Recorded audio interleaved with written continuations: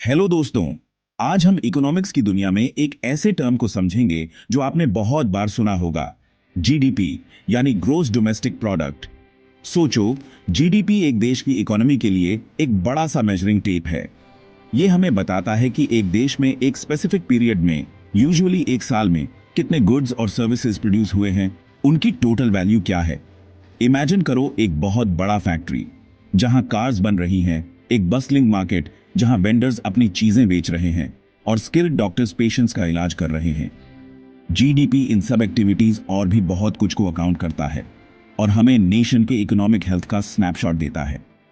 हमारे कपड़ों से लेकर खाने तक, घरों से लेकर एंटरटेनमेंट तक, जीडीपी में देश में प्रोड्यूस होने वाली हर चीज की वैल्यू शामिल होती है।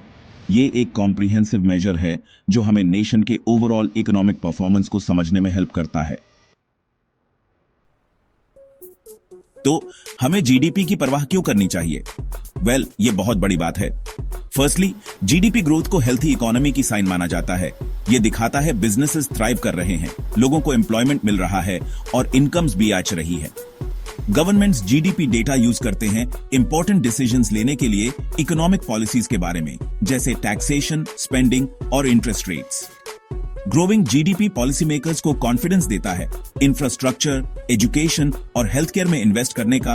अल्टीमेटली सिटीजंस की लाइव्स इंप्रूव होती है। Furthermore, businesses GDP figures use करते हैं स्ट्रैटेजिक डिसीजंस लेने के लिए, इन्वेस्टमेंट, हायरिंग और एक्सपेंशन के रिलेटेड। स्ट्रॉन्ग जीडीपी एक फेवरेबल बिजनेस एनवायरनमेंट इंडिकेट करता है जो कंपनीज को एनकरेज करता है ऑपरेशंस एक्सपैंड करने और ज्यादा जॉब्स क्रिएट करने के लिए। इन्वेस्टर्स भी जीडीपी पर नजर रखते हैं क्योंकि ये इनसाइट्स देता है डिफरेंट मार्केट्स की पोटेंशियल प्रॉफिटेबिलिटी में।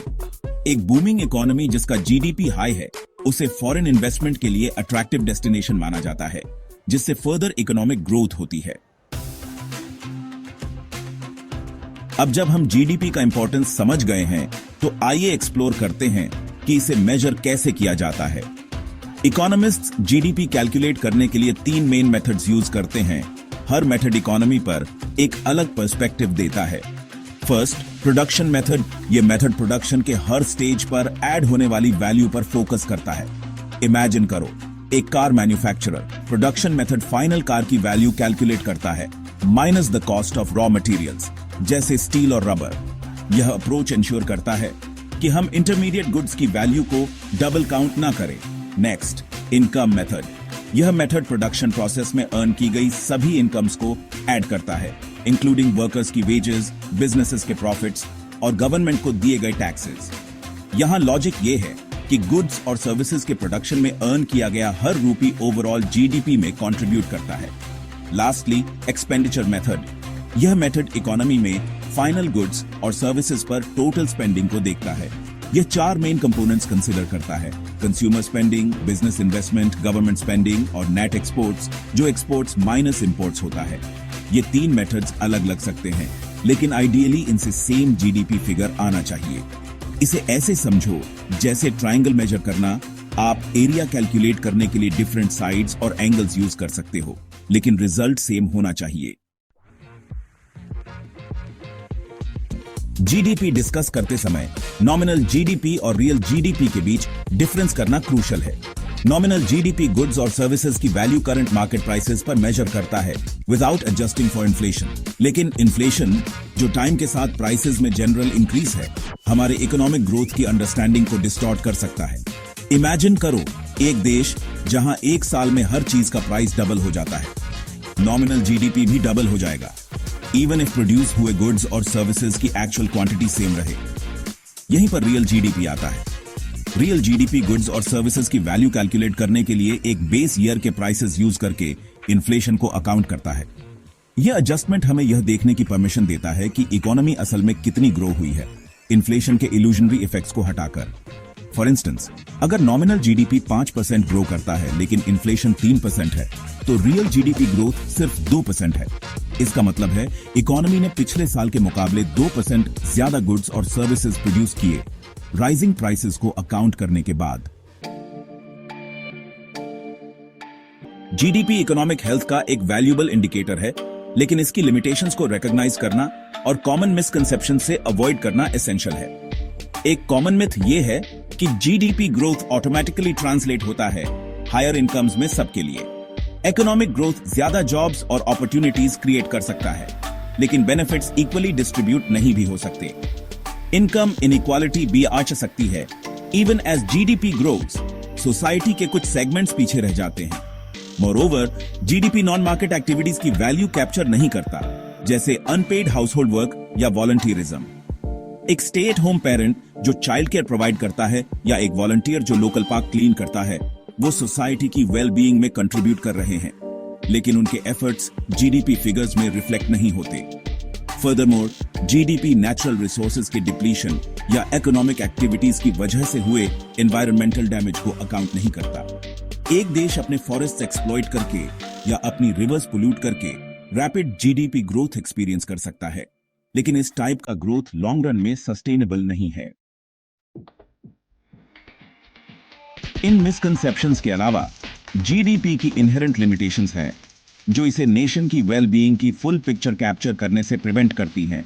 फॉर इंस्टेंस, जीडीपी फैक्टर्स जैसे हैप्पीनेस, लाइफ एक्सपेक्टेंसी या एजुकेशनल अटेनमेंट मेजर नहीं करता, जो ह्यूमन डेवलपमेंट के क्रूशियल एस्पेक्ट्स हैं। एक देश जिसका जीडीपी हाई है, उसमें significant income gap, wide spread pollution या लो लेवल ऑफ लिटरेसी हो सकती है, जो इंडिकेट करता है कि इकोनॉमिक प्रोग्रेस नेसेसरली ट्रांसलेट नहीं हुई बेटर क्वालिटी ऑफ लाइफ में सभी सिटीजन्स के लिए। फर्दरमोर, जीडीपी टेक्नोलॉजिकल एडवांसमेंट्स या प्रोडक्ट क्वालिटी में इंप्रूवमेंट्स अकाउंट नहीं करता। इमेजिन करो एक न्यू स्मार्टफोन जो अपने प्रेडिसेसर से ट्वाइस एज पावरफुल है, लेकिन कॉस्ट सेम है। यह इनोवेशन कंज्यूमर वेलफेयर इंप्रूव करता है, but it wouldn't be fully reflected in GDP figures.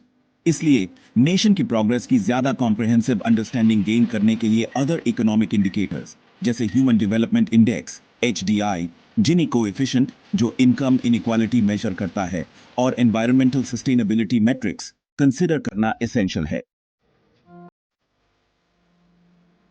Economic progress की बात करते हुए आइए इंडिया पर नजर डालें। वर्ल्ड की फास्टेस्ट ग्रोइंग मेजर इकोनॉमीज में से एक होने के नाते इंडिया के जीडीपी ने रीसेंट डिकेड्स में सिग्निफिकेंट ग्रोथ एक्सपीरियंस की है, नेशन को ट्रांसफॉर्म किया है और मिलियंस को पॉवर्टी से बाहर निकाला है। एक प्रिडोमिनेंटली एग्रेरियन सोसाइटी से इंडिया ने अपनी इकोनॉमी डाइवर्सिफाई की है। सेक्टर्स जैसे इंफॉर्मेशन टेक्नोलॉजी, फार्मास्यूटिकल्स और manufacturing increasingly important role play कर रहे हैं। इस इकोनॉमिक ट्रांसफॉर्मेशन का मिलियंस ऑफ इंडियंस की लीव्स पर प्रोफाउंड इंपैक्ट पड़ा है, न्यू अपॉर्चुनिटीज प्रोवाइड की है और लिविंग स्टैंडर्ड्स इंप्रूव किए हैं। लेकिन यह याद रखना इंपॉर्टेंट है कि जीडीपी अलोन पूरी कहानी नहीं बताता। इंडिया अभी भी चैलेंजेस फेस करता है, जैसे पॉवर्टी, इनइक्वालिटी और एनवायरमेंटल डिग्रेडेशन।